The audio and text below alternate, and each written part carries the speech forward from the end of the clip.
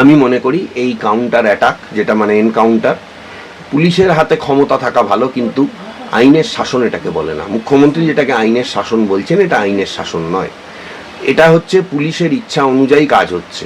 আইনের শাসন কাকে বলে?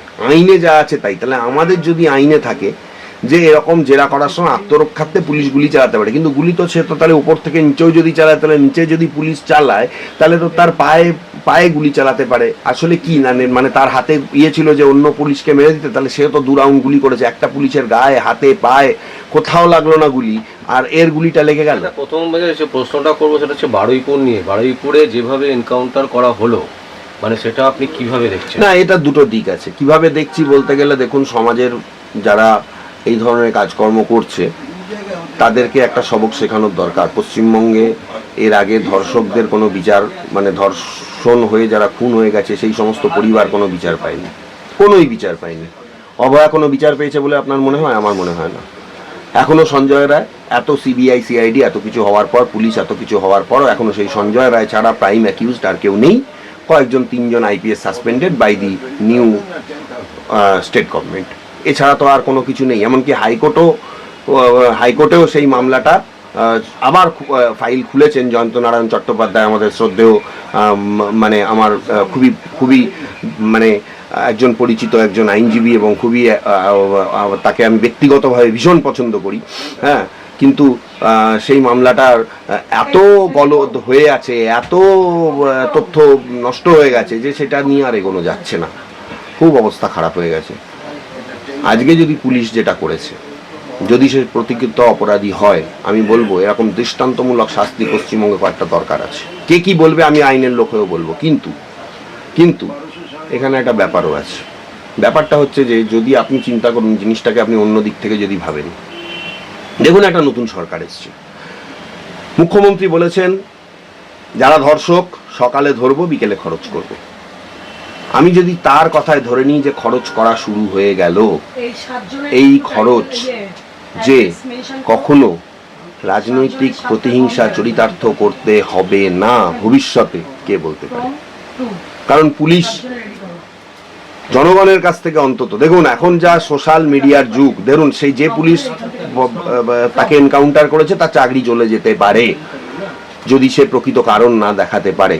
আবার দেখাতে পারলে কিন্তু পুলিশ এখন সাধারণ মানুষের চোখে, আপামর পশ্চিমবঙ্গবাসীর চোখে এখন পুলিশ হয়ে গেছে এখন, মানে যে পুলিশ টেবিলের তলায় লুকিয়ে থাকতো, আরজিকর ঘটনায় যে পুলিশ নার্সের রুমে গিয়ে লুকিয়েছিল, যে পুলিশ মুখ্যমন্ত্রী যাওয়ার সময় টেবিলের তলায় লুকিয়েছিল মুখ্যমন্ত্রী যখন মমতা বন্দ্যোপাধ্যায় ছিলেন, যে পুলিশ টিচার পিটিয়েছিল, যে পুলিশ যুব ভারতী থেকে প্রতিবাদ করার জন্য খেলা বাতিল করে মানুষকে পিটিয়ে স্টেডিয়ামে ঢুকতে দেয়নি, আজকে সেই পুলিশই, হয়তো কেউ রাজ্য পুলিশ বা কেউ কলকাতা পুলিশ, কিন্তু সেই পুলিশই আজকে এনকাউন্টারটা করেছে। আজকে পুলিশ কিন্তু হিরো মানুষের চোখে। নির্যাতিতার পরিবার আজকে বলছেন বারুইপুরে, আমরা পুলিশের ওপর আস্থা রাখছি।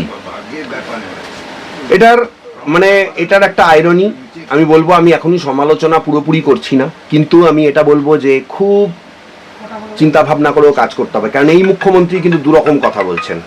কেন আমি বলছি, এই মুখ্যমন্ত্রী আবার মব লিঞ্চিং যেটা হয়েছে বারুইপুরে, সেখানে কিন্তু এই মুখ্যমন্ত্রী আবার একটা অন্য কথা বলেছেন যে যারা করেছে তারা শাস্তি পাবে এবং কয়েকজন নিরাপরাধ তাদেরকে মারা হয়েছে।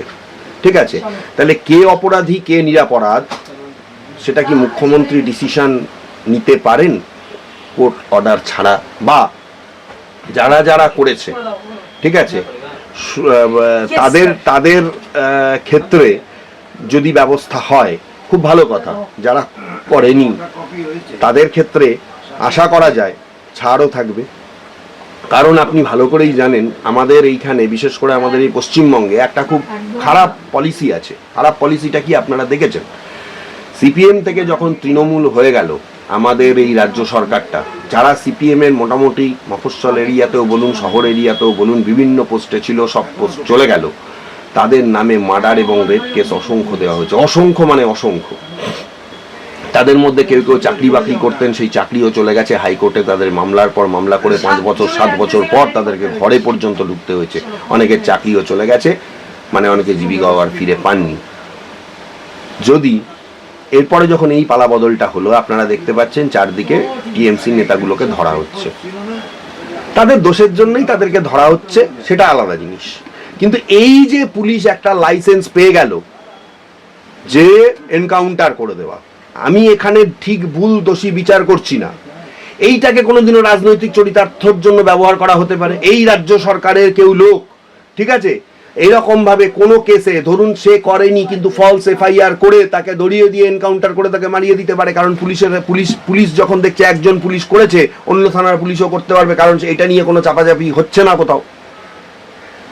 কোর্টের কাছে হয়তো জবাবদিহি করতে হবে।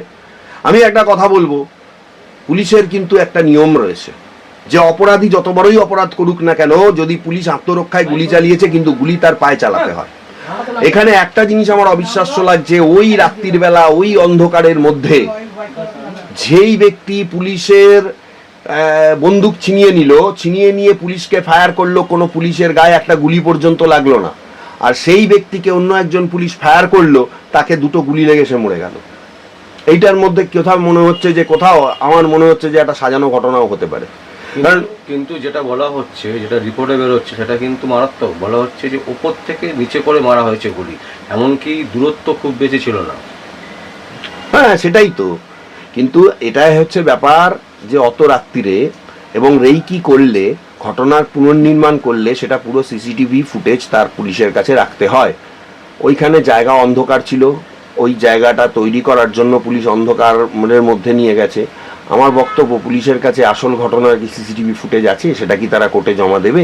কি প্রকৃত ঘটনা, নাকি প্রভাস মণ্ডল বেশ কিছু লোকের নাম বলে দিয়েছিল? আমি এটা জানতে চাই, তৃণমূলের এই বিজেপির যে অঞ্চল প্রধানের নাম উঠে আসছে, যে মণ্ডল সভাপতির নাম উঠে আসছে, কাল থেকে সে বাড়ি ছাড়া কেন?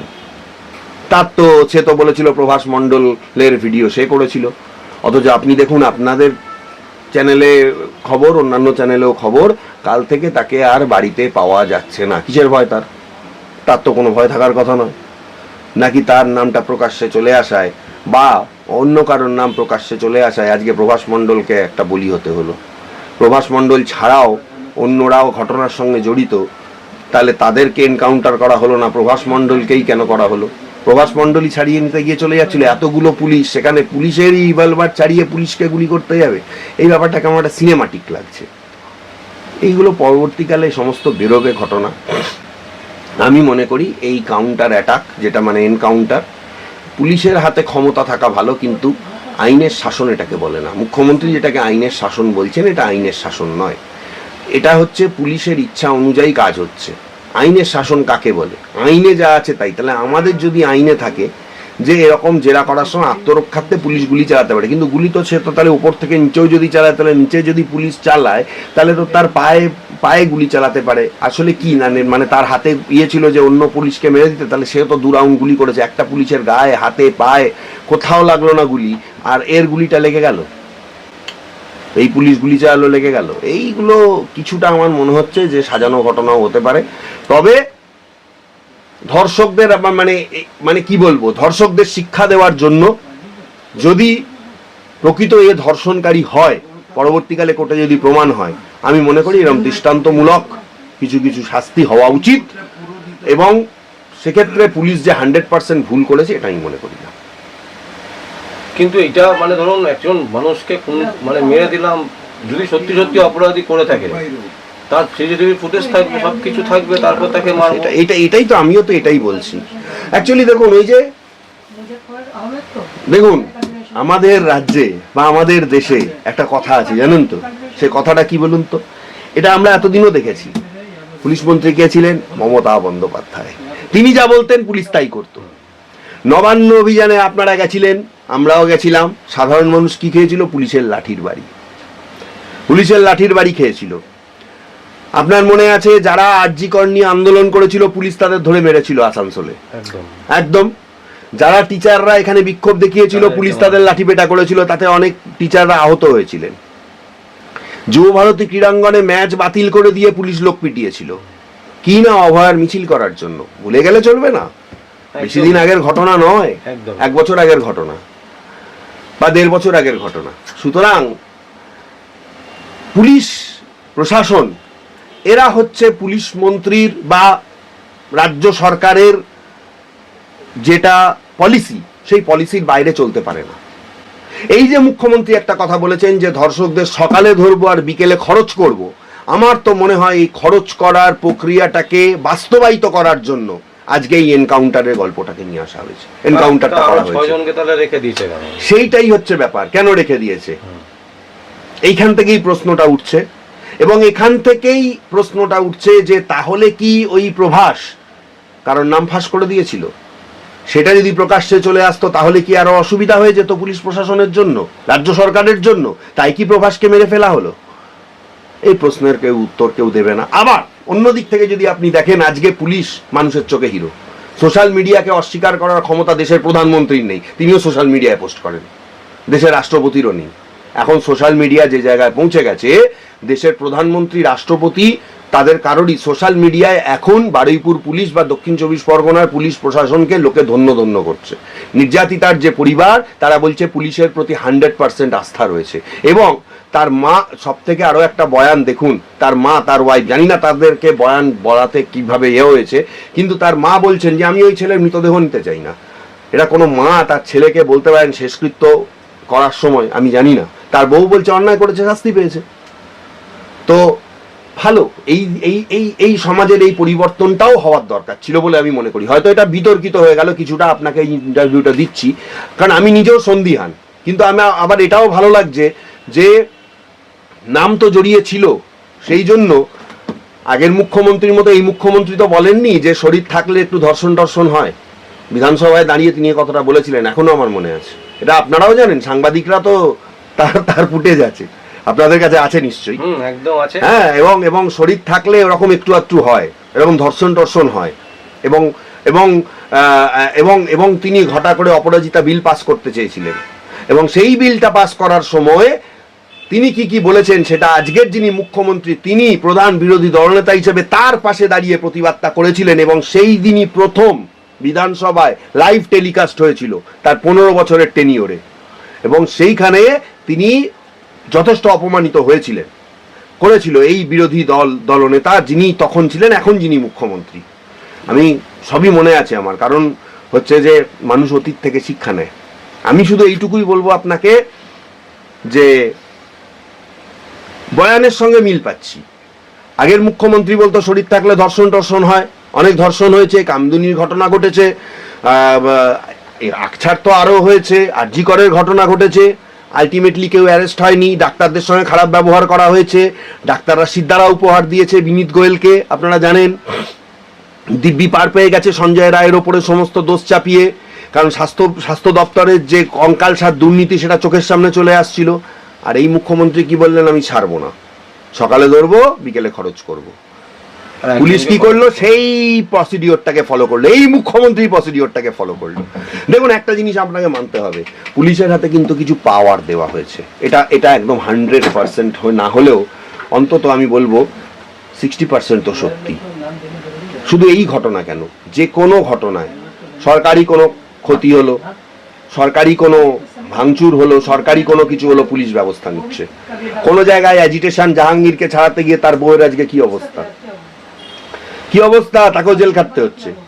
থানা ঘেরাও করে জাহাঙ্গীরকে ছাড়াতে এসেছিল, একটা চোর, একটা চিটিংবাজ, একটা লুম্পেন, একটা ধর্ষণকারীকে ছাড়াতে এসেছিল। কি হলো, জাহাঙ্গীর খান হাফ প্যান্ট পরে সারা এলাকা ঘুরলো, আর তার বউও আজকে অ্যারেস্ট হয়ে গেল, কারণ মুখ্যমন্ত্রী গিয়ে বললো ভিডিওতে যতজনকে দেখা গেছে প্রত্যেককে তুলতে হবে। আমি এটাই বলতে চাই, এখানে অনেকে আছেন নিজেদেরকে অনেক বড় হিরো মনে করেন, থানায় গিয়ে অনেক বড় হম্বিতম্বি করেন। আমি বলতে চাই তার বিরুদ্ধেও কোনো এফআইআর থাকলে ঘাড় ধরে ঢুকিয়ে দিন, হুএভার ইউ মেবি। আগের সরকারটা চলে গেছে সেটা যেন তারা মনে রাখে। আগের যে আপনাকে বললাম ঘটনাটা, সেটার ক্ষেত্রেও তাই, এই ক্ষেত্রেও তাই। কিন্তু কিছু সেই চটিচাটা পুলিশ অফিসার এখনো রয়েছে যারা এখনো থানায় বসে তাবেদারি করে যাচ্ছে, আর কিছু লোক আছে তারা মনে করছে আমার কিছু হবে না, আমি অমুকের লোক, আমি তমুকের লোক। আমি বলতে চাই তাদের জমানাটা পরিবর্তন হয়ে গেছে, সাবধানে পা ফেলুন, এক পা না হাত পা ফেলার আগেও সাবধানে ভাবুন। কারণ আইনের শাসন জিনিসটা পুলিশও অতটা জানে না, কিন্তু এইটা পুলিশ জানে যে পুলিশের হাতে পাওয়ারটা আগের সরকারের থেকে অনেক, আগের সরকার 10% দিয়েছিল, এই সরকার 80% পাওয়ার দিয়ে রেখেছে। এরকম এনকাউন্টার আরো 2-4টে হয়ে গেলেও না, জনগণের চোখে পুলিশই হিরো হয়ে যাবে, এবং ওই আইন আদালত করে পরবর্তীকালে সেই পুলিশ সাসপেনশন হতে পারে, সে 10 বছর চলে যাবে, কিন্তু ধর্ষণ করার আগে বা এরকম কোনো ঘটনা ঘটানোর আগে ভেবে চিন্তা করুন। সরকারের এই ডিসিশনটা আমার ভালো লেগেছে, এইটুকু বলতে পারি।